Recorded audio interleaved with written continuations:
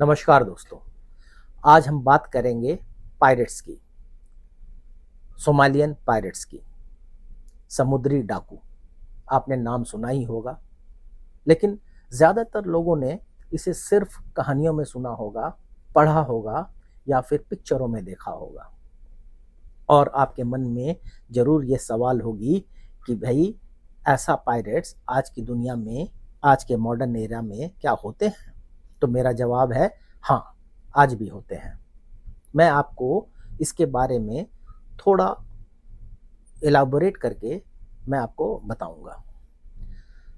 अ, बहुत साल पहले की बात है, जब वास्को डिगामा भारत की खोज में वो निकले।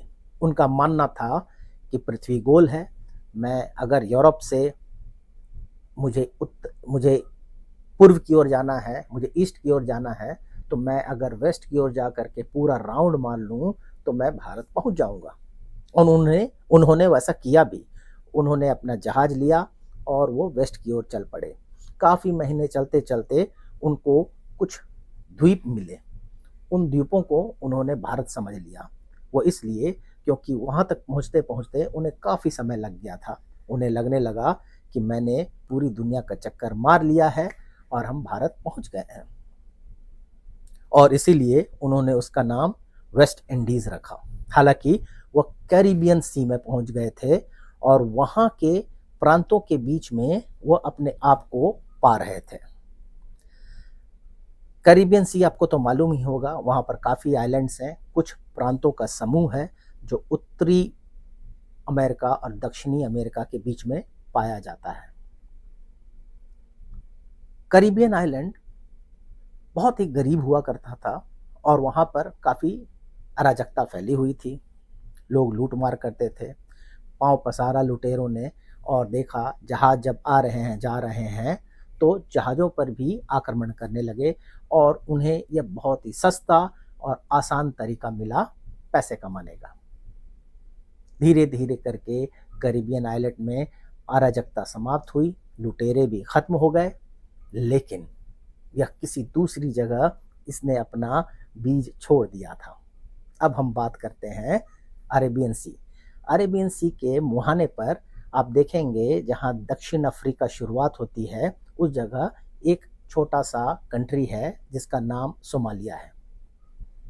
कुछ दशक पहले सोमालिया में भी अराजकता फैल गई। लोग गरीब हो गए। जब गरीब हो जाते हैं तो खाने के लिए, अन्न के दानों के लिए वो लूट मार करने लगते हैं। अराजकता फैल जाती है और गवर्नमेंट का कंट्रोल छूट जाता है। फैमिन हुआ, वहाँ पर अकाल पड़ा, तो लोग बाग इधर उधर भाग करके अनाज खोजने लगे, पैसे खोजने लगे। तब उन्होंने पाया कि इंटरनेशनल ट्रेड बहुत ही भारी मात्रा में जहाज़ उनके एरिया से आते जाते रहते हैं। उन्हें लगने लगा कि भाई, दुनिया में इतने पैसे हैं और हम भूखे रहते हैं, तो क्यों ना अब जहाज को लूटा जाए। और धीरे धीरे करके यहीं से शुरुआत हुई सोमालियन पायरेट की। धीरे धीरे उन्होंने पैर पसारना शुरू किया।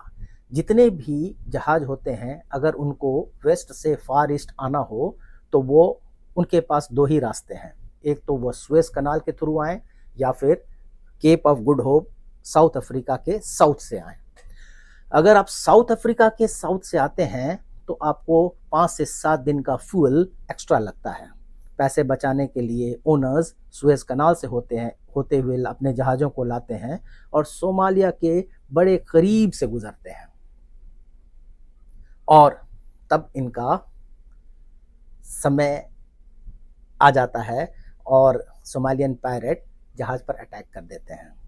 ये काफ़ी सालों से चल रहा था। मैं एक छोटी सी घटना 2005 के बताता हूँ कि मैं मेडिटेरेनियन में जहाज़ से साइन ऑफ किया, घर आया और वो जहाज़ सिंगापुर जा रहा था थ्रू सुएज कनाल। जब मैं घर आया तो 1 महीने के बाद मुझे ये इन्फॉर्मेशन आई कि उस जहाज़ को सोमालियन पायरेट ने पकड़ लिया है, बंधक बना लिया है। वो जहाज़ को बंधक बना लेते हैं और उसको बंदूक की नोक पर कैप्टन और सारे क्रू को बंधक बनाकर अपने कंट्री में ले जाते हैं, सेफ हेवन में ले जाते हैं। वहाँ पर नेगोशिएशन शुरू होती है, किससे? ओनर्स से और फ्लैग से। 6-8 महीने तक नेगोशिएशंस चलती रहती है। आर्बिट्रेटर्स होते हैं, जनरली अमूमन आर्बिट्रेटर्स यूरोपियन संघ के किसी देश के होते हैं, और आर्बिट्रेशन खत्म होते होते 3 मिलियन 4 मिलियन डॉलर की वो डिमांड करते हैं। हेलीकॉप्टर से पैसे गिराए जाते हैं और वो सोमालियन पायरेट जहाज को बंधक से रिहा करते हैं। ऐसी कहानी चल रही थी।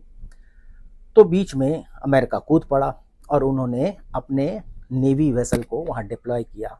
फिर इंडिया भी आया, फिर जापान, कोरिया, चाइना, सब ने अपने नेवी के जहाज वहाँ छोड़ रखे ताकि ये लोग कोई गलत हरकत ना कर सकें। और धीरे धीरे करके प्राइवेट कंपनीज का भी उदय हुआ, जो 3-4 गार्ड्स को बंदूकों के साथ जहाज पर 3 दिन के लिए 4 दिन के लिए उस रास्ते तक छोड़ते थे और जहाज को सेफली उसको पास करवाते थे। इस तरीके से चलता रहा उनका भी बिजनेस, और ओनर्स को भी अपने जहाज़ों की सुरक्षा मिलती रही।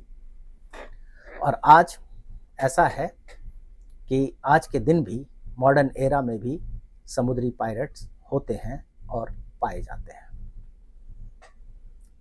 समुद्री पायरेट से बचने के लिए किसी कंपनी को ओनर्स हायर करते हैं, 3 आर्म्ड गार्ड्स आते हैं इक्विपमेंट्स के साथ, गोलियों के साथ, और सारे रास्ते जहाज़ को वह सुरक्षित रखने का प्रयास करते हैं। इस तरीके से सोमालियन पायरेट्स आज भी पाए जाते हैं, और आपको यह जानकर हैरानी होगी कि उन लोगों ने आज तक तकरीबन 60 to 70 वेसल्स को बंधक बनाया था।